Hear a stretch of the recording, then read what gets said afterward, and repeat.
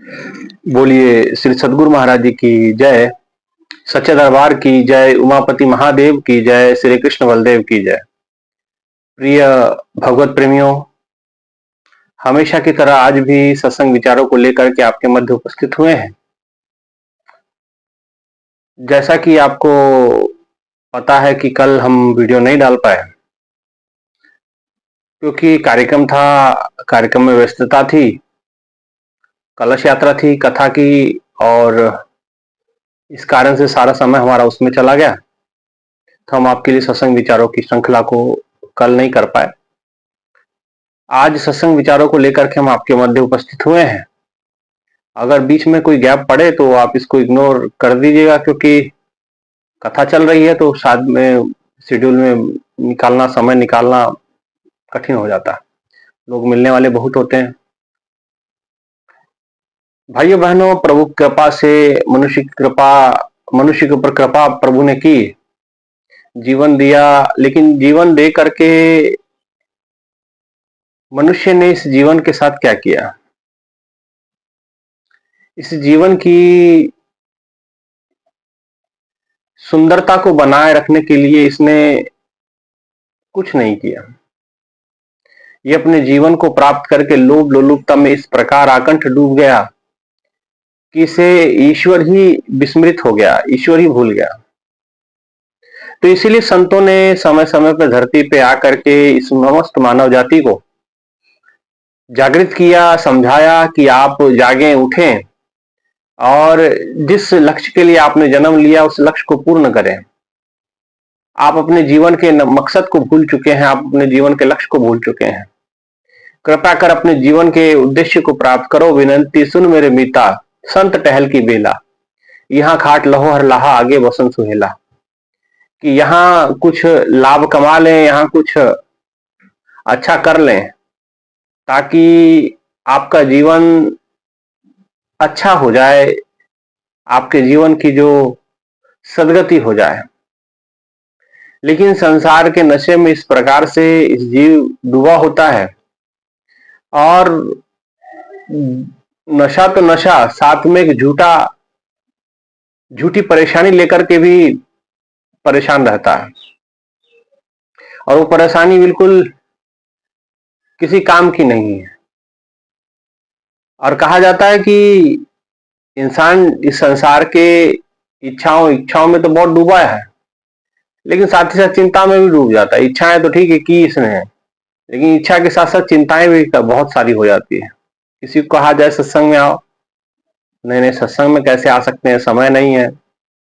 सत्संग सुनो, समय नहीं है। कथा में आओ, समय नहीं है। तो समय का जी घर में कोई नहीं है, घर को देखना पड़ता है, बच्चे छोटे हैं, उनका संभाल करना पड़ता है। ठीक है, आप ऐसा सोचते हैं, लेकिन ये पूरी तरह ठीक भी नहीं है कि आप किसके बदले क्या सौदा कर रहे हैं। एक तरफ परमात्मा की अद्भुत कथा है जो सब सुख देने वाली है, और एक तरफ संसार है जो आपको सिवाय दुख के और कुछ देने वाला नहीं है। इसलिए भाइयों बहनों, हम ये मिथ्या अभिमान भी पाल के रखते हैं कि अगर हम कथा सुनेंगे या सत्संग सुनेंगे या हम भजन करेंगे तो हमारे काम कौन करेगा। तो मैं पहले भी आपको कहते रहा हूं, अब भी कह रहा हूं कि भजन बंदगी से कभी किसी का काम रुकता नहीं है। ईश्वर की उपासना से, ईश्वर की भक्ति से कभी किसी का काम रुका नहीं है, अपितु सबका काम और दृढ़ता से चलता है और सुंदरता से चलता है। अगर काम में रुकावट आ रही है तो इसका मतलब आपका सिस्टम कुछ गड़बड़ है। इसीलिए आवश्यकता है कि हम परमात्मा को समझे, परमात्मा को जाने, परमात्मा से के विषय में जान लें। और ये तभी हो पाएगा जब आप अपना कीमती समय प्रभु की कथा में, कृपा में, प्रभु के सत्संग विचारों में, चिंतन में दोगे। लेकिन हम सोचते हम नहीं करेंगे तो कौन करेगा, है ना। और ये झूठ मूठ का अभिमान है। भाइयों बहनों, धरती को क्या आप घुमा रहे हैं? हजारों लोग रोज जन्मते हैं, हजारों लोग रोज मरते हैं इस धरती के ऊपर। इतने बड़े बड़े पहाड़ है, इतने बड़ी बड़ी समुद्र इसके ऊपर है, वनस्पति इतनी खड़ी है, लेकिन कभी इसको कोई फर्क नहीं पड़ता है, अपनी द्रुत गति से घूमते जाती है। अभी अपने से बड़ा तो विचार करो। हम सोचते हैं कि हम घर नहीं चलाएंगे तो कौन चलाएगा। अरे भाई, ये धरती कौन घुमा रहा? आप घुमा रहे हैं। जिसने सारी सृष्टि को रचा, सारी सृष्टि की व्यवस्था बनाई, तो क्या वो आपका घर नहीं भर सकता, घर नहीं बना सकता? सब व्यवस्था उसने बनाई पड़ी है। भाइयों बहनों, आप मिथ्या अभिमान में पल रहे हैं। सूरज अपनी निश्चित दिशा से उगता है, निश्चित दिशा में जाकर के डूब जाता है। कौन है उसको इधर से उधर लेके जाने वाला? कोई फर्क नहीं पड़ता। इसीलिए आप ये दुनिया के मेले चलते रहेंगे, तू चाहे जिए ना जिए, तू चाहे जिए चाहे ना जिए, ये दुनियादारी चलती रहेगी। आप लोग अपने गांव को कैसा छोड़ के गए थे? आपने पुराने बुजुर्ग, अपने आज से 20 साल पहले गांव कैसे थे? वो बुजुर्ग छोड़ के गए थे, उनको लग रहा था किसी जमाने में भी इसी अभिमान में पल बैठे हुए थे कि हम नहीं रहेंगे तो हमारा घर कैसे चलेगा। देखिए, उनके बच्चों ने 4-4 मंजिले की बिल्डिंग बना दी है। उनसे अच्छा ही कर गए। अभी जो 4-4 मंजिलों में रहते हैं, इतने बड़े बड़े मकानों में रहते हैं, जब ये मर जाएंगे, ये भी अभी इसी अभिमान में है कि हम इस घर में हैं तो घर चल रहा, घर से निकल जाएंगे या घर मर जाएंगे तो घर का क्या होगा। भाइयों बहनों, जैसे आपने अपना गांव छोड़ा तो गांव का विकास हुआ, दूसरे लोगों ने, आने वाली पीढ़ी ने आके विकास किया। तो आप जब छोड़ के जाएंगे, आपकी आने वाली पीढ़ी भी कोई रहने वाली नहीं, वो आपको बढ़ा के ही देगी, बड़ा ही वो आपकी प्रॉपर्टी। इसीलिए आपको चिंता करने की जरूरत नहीं है। आप तो चिंता करें सतनाम की, आप चिंता करें ईश्वर के ध्यान की, आप चिंता करें साधना सुमरन की, सेवा की, सत्संग की, है ना। इसलिए और हम व्यर्थ की चिंता और हम मिथ्या अभिमान लेकर के पलते हैं। संसार में सब चीजें अपने समय पे निर्धारित हैं और उस निर्धारित होने के कारण वो समय समय पे सब हो जाना है। लेकिन हम झूठ मूठ का अभिमान पाल के रखे हुए हैं, छिपकली की तरह। छिपकली की सत्संग आपने सुना होगा, छिपकली के विषय में सुना होगा।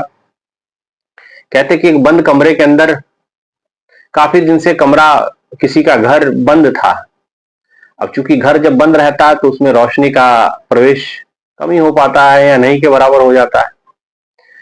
तो उस रोशनी का प्रवेश उसमें नहीं हुआ, सूरज की रोशनी वहां नहीं पहुंच पाई और घर बंद होने के कारण अंदर बहुत सारे जाली मकड़े सब लग गए, कीड़े मकोड़े बहुत सारे उत्पन्न हो गए। छिपकली भी थी उसमें। तो बड़े समय के बाद उस घर का मालिक आया, उसने दरवाजा खोला तो सूरज की रोशनी भीतर प्रवेश की। सभी कीड़े मकोड़े भाग करके वापस बाहर निकले, कहने के लगे कि बड़े दिनों के बाद सूरज की में जाने का मौका मिल रहा है, चलो चलो जल्दी चलो। तो सब लोग भाग करके घर से बाहर निकले, आंगन में निकले, लेकिन छिपकली नहीं। छिपकली छत के साथ चिपकी हुई थी। एक मकोड़े ने कहा, सब कोई तो आगे, छिपकली मौसी क्यों नहीं आई? लगता है कि उसे पता नहीं चला या बैठे बैठे इतने समय से एक ही जगह पर रह के पैर अकड़ गए होंगे। वो तुरंत अंदर जाते हैं मकोड़ा और जाके कहता है, छिपकली मौसी चलो बाहर, सूरज निकला हुआ है, रोशनी में चलो। छिपकली ने कहा कि नहीं नहीं नहीं, मैं बाहर नहीं जा सकती। मकोड़े ने कहा, ऐसी क्या बात हो गई, सब लोग बाहर चले गए हैं, छत बहुत सुंदर जो है, रोशनी है, सूरज का प्रकाश है, हवा सुंदर आ रही है, आप उसका आनंद उठा, आप क्यों इस काल कोठरी में रहना चाहती हैं? बोले नहीं नहीं नहीं, अगर मैं इस कमरे से बाहर आ गई, अगर मैं इस छत को छोड़ करके चली गई बाहर, तो छत नीचे गिर जाएगी। वो झूठ मूठ का अभिमान पाल करके बैठी हुई है कि मेरे भरोसे वो छत टिकी हुई है। अब आप बताएं, छिपकली के भरोसे छत टिकती है या छत तो बेचारे पिल्लरों पे टिकी है, कॉलम्स पे टिकी है, दीवारों पे टिकी है। लेकिन छिपकली ने मिथ्या अभिमान पाल रखा है कि शायद मेरे वजह से वो छत टिकी है, नहीं तो मैं हट जाऊंगी, छत नीचे नहीं गिर, सब कुचले जाओगे, मर जाओगे। तो केवल ये छिपकली की कहानी नहीं है, ये हर एक इंसान की कहानी है। वो जानबूझ के अपने मिथ्या भ्रम को पाले रखता है कि भाई मैं नहीं रहूंगा तो कुछ नहीं होने वाला, सब कुछ हो जाएगा। तुम नहीं थे तब भी सब कुछ हो रहा था, तुम हो तो उल्टा बिगड़ गया काम सब, तो तुम चले जाओगे तो और भी अच्छा होगा। बस ध्यान रखना। इसलिए हमें ये मिथ्या के अभिमान में नहीं फंसना है।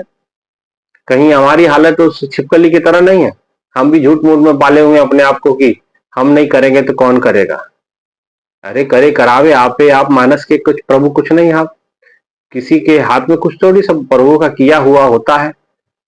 उसका दित्ता खा तिसका दित्ता खावना, गुरबानी कहती है, प्रभु का दिया ही तो खा रहे हैं। इसलिए चिंता क्या करनी। हजारों फीट नीचे जमीन में जहां भीषण गर्मी या ऑक्सीजन की कमी है, वहां भी जीव जंतु रहते हैं। उनका पेट कौन भरता है? हजारों फीट नीचे जमीन होगी, नीचे कैसे वहां तक भोजन पहुंचता? सब व्यवस्था भगवान करने वाला है।